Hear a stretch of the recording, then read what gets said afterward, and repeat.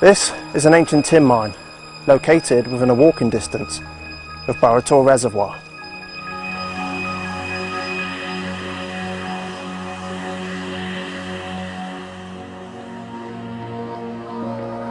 The name and dates of this place are unknown, and it isn't even located on a map. However, stories reveal that it has played host to a barbaric murder.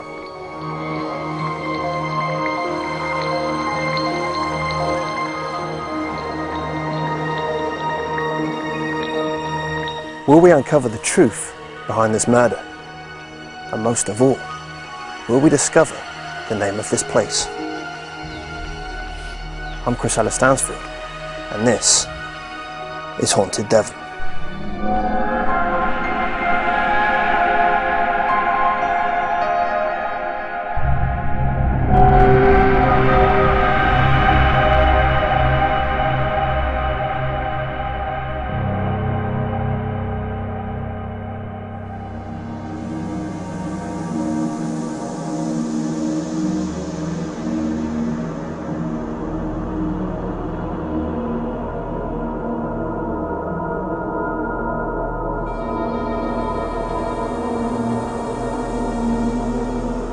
Dartmoor's mining industry dates back to as far as Roman times. What you see today are the remains of an old mill house, which is one of the many homes set up in the area. Built entirely from stone, their strength is a testament to their survival today.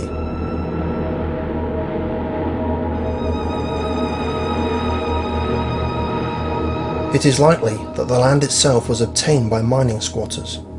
Men, women and children, many of them from Wales and Scotland, would come and claim the rights of the land by building homes between sunrise and sunset.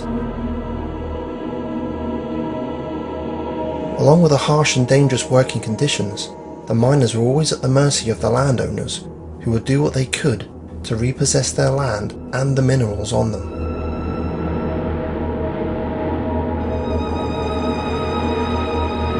This is what we believe to be the main entrance to the mine. Unfortunately, we know very little about the history of the place and of the mine itself. Dartmoor has many stories and legends to tell.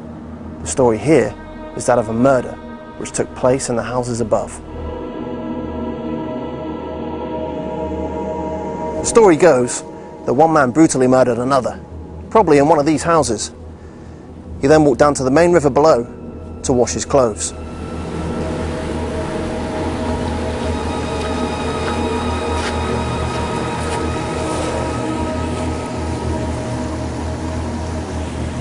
It was probably around here that the man washed his blood-stained clothes to remove any evidence of his actions.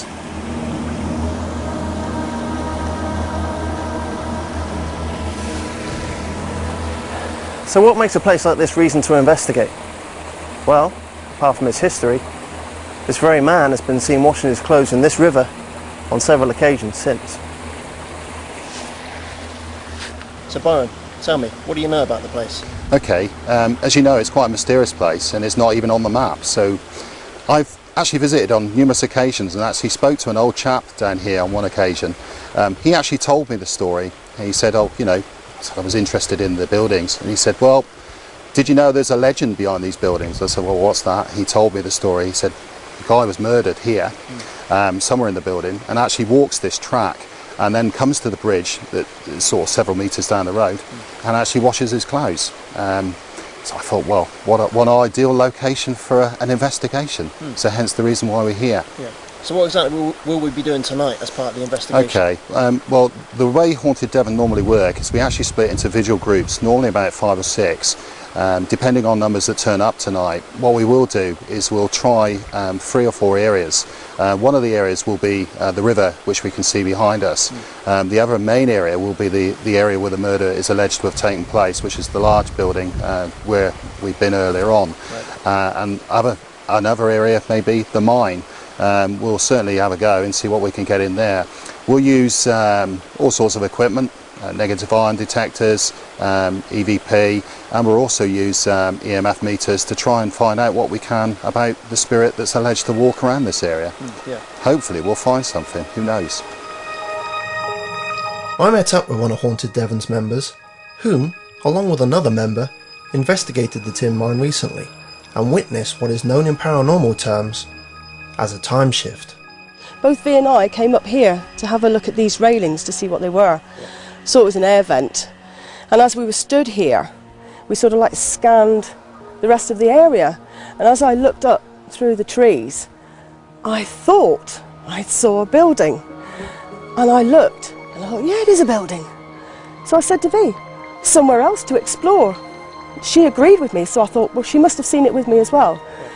Turned round, almost to go over to make our way up there, and V suggested we go and get our bags first. So we went back to the actual mine house to get our bags. Came back up the path again, and when we got over there to head our way up to where we actually saw the building, we stopped in our tracks, looked at each other, no building.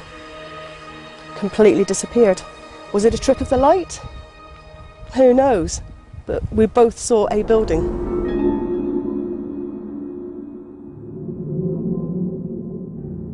As darkness falls, the Haunted-Devon team begin their investigation of the area, not knowing what may lurk in the shadows.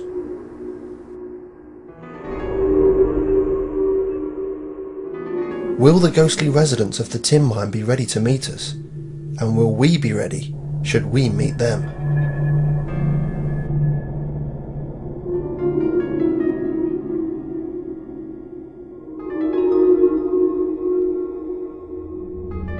Four groups set off into the night to explore the various areas surrounding the tin mine. We follow Byron and one of our mediums into the mine entrance to see what strange phenomena we may encounter. The story is at the moment on this place, and again it's not been verified with historical records. I can't verify it, it's just like raw as you have it. The story is that there was a guy that was murdered up in one of the houses up there. We don't know which one. We think it's probably the major one that we've all seen tonight. And from there, the murderer, is alleged to walk between the building and the river, which we'll go down to in a bit, and we'll sit on the bridge. And apparently he's supposed to wash his clothes in the bridge there.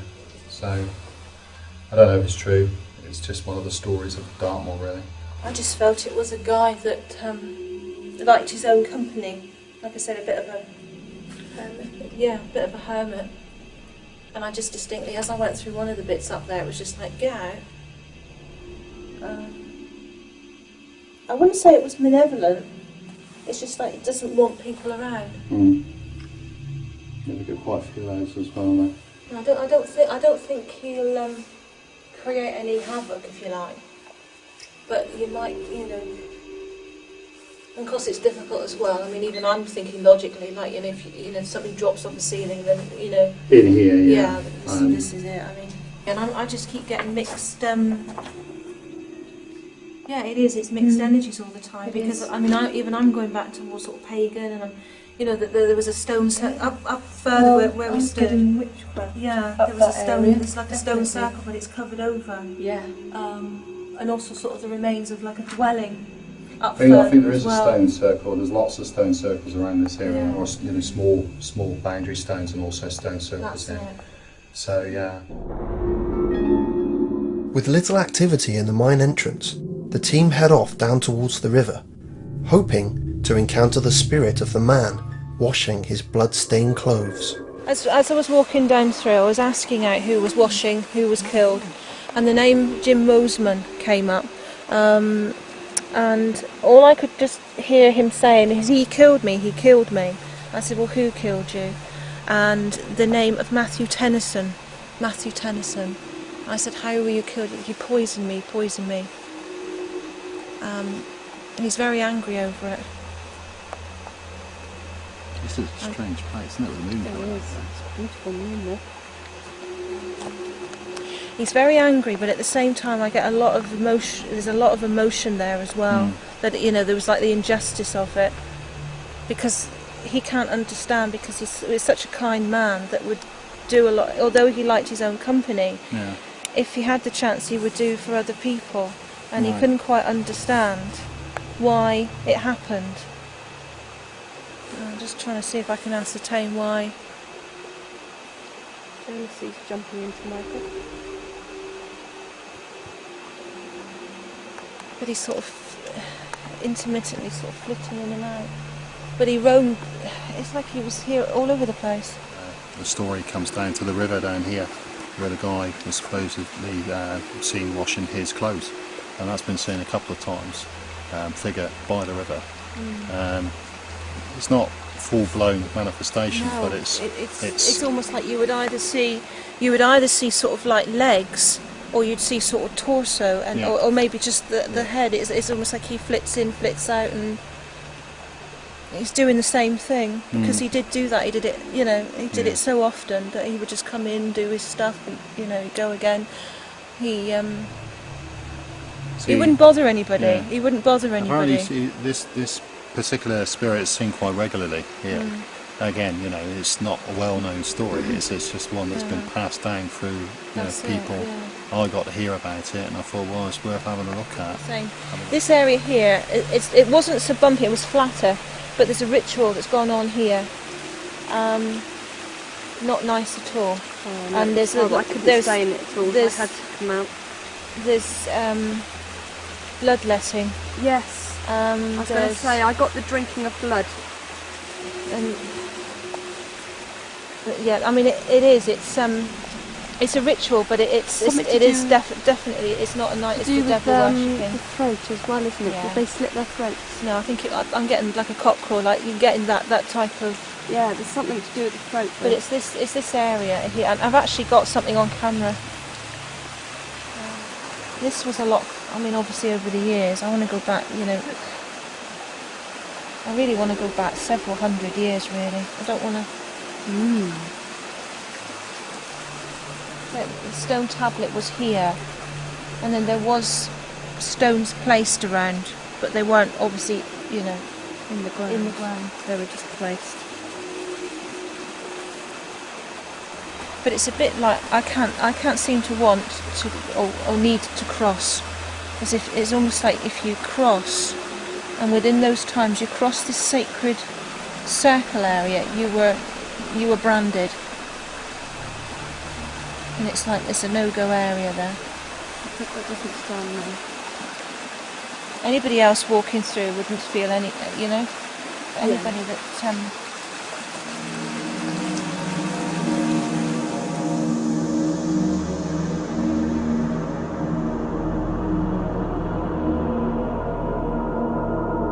With only a few strange sounds and some unexplained stone throwing, our search for paranormal activity within the tin mine was otherwise uneventful. I felt the whole area was very, very calm.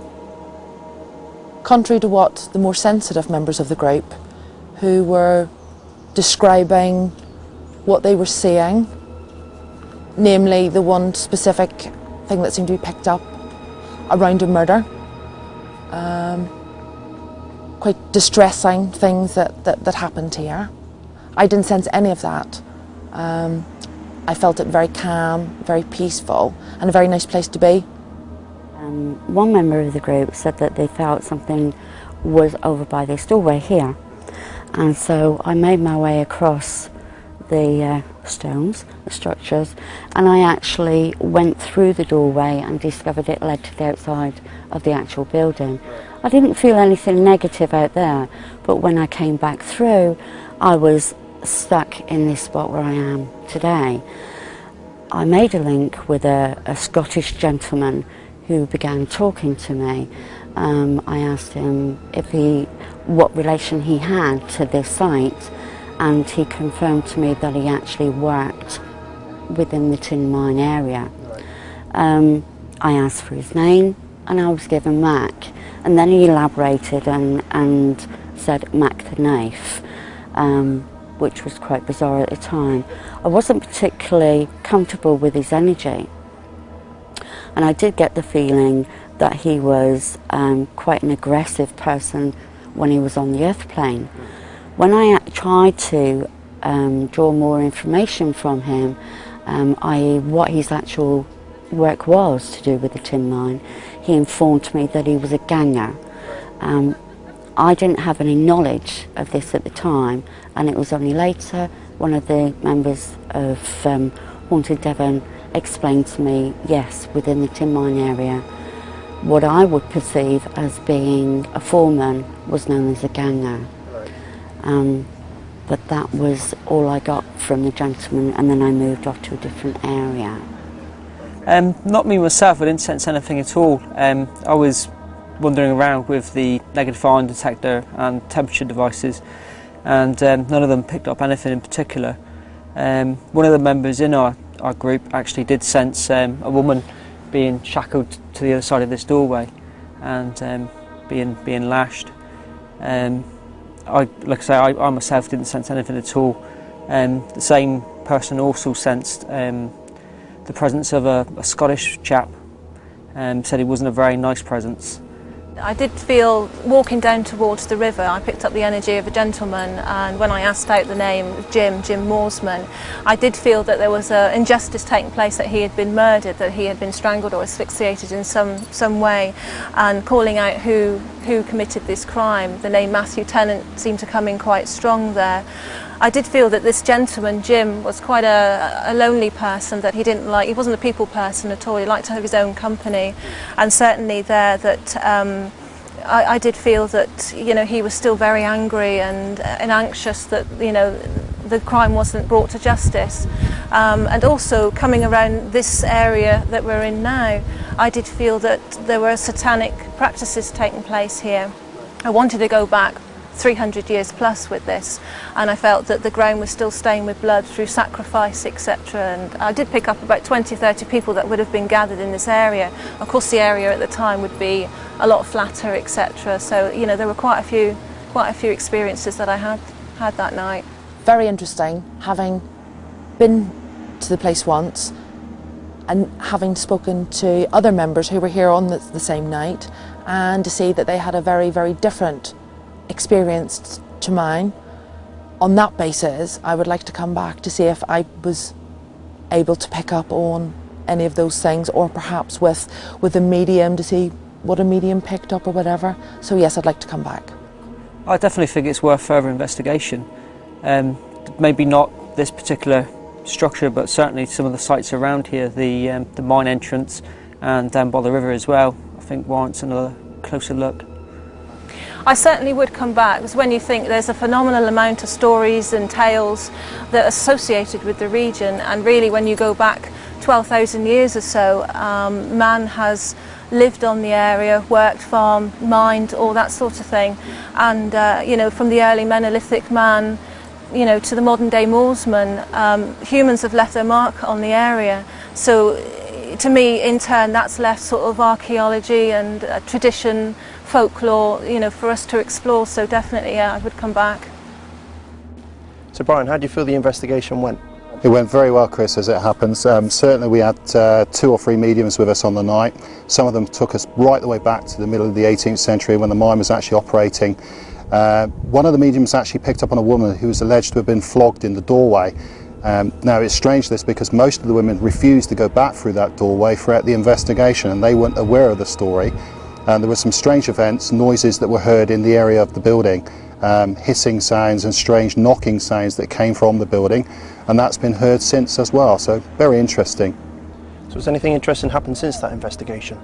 We had guys come up who weren't able to attend the formal investigation with ourselves, and they've had what's known as a time shift in paranormal terms. Essentially they went back up to the mine shaft, where we all know where it is, and while stood there they actually saw a building, like a lean-to building. They went back to get tea and coffee, came back up, and that building had actually disappeared, which is very bizarre. They also had seen some figures in the area of the mine actually wearing mining clothing, so they'd experienced something very interesting, yeah. So have we found out anything more about the history of the area? Well, we certainly don't know its name, and we certainly don't really know its date. We're guessing probably in the region of about 1850, 1860 that the actual place was actually built. Certainly Haunted-Devon mine, which is very near here, was a main mining area for tin and the arsenic that we know about.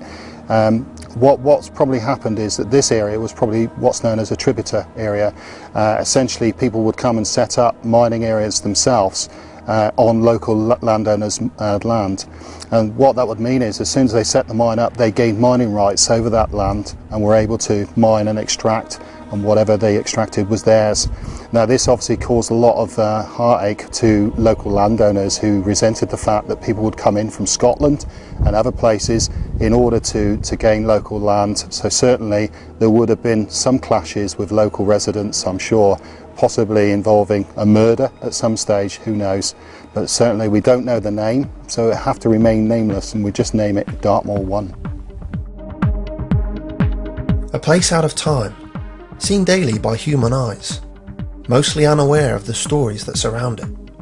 A place shrouded in mystery. We came looking for answers. We found only more questions. And so for now, the secrets shall remain with the unseen residents of the Old Tin Mine.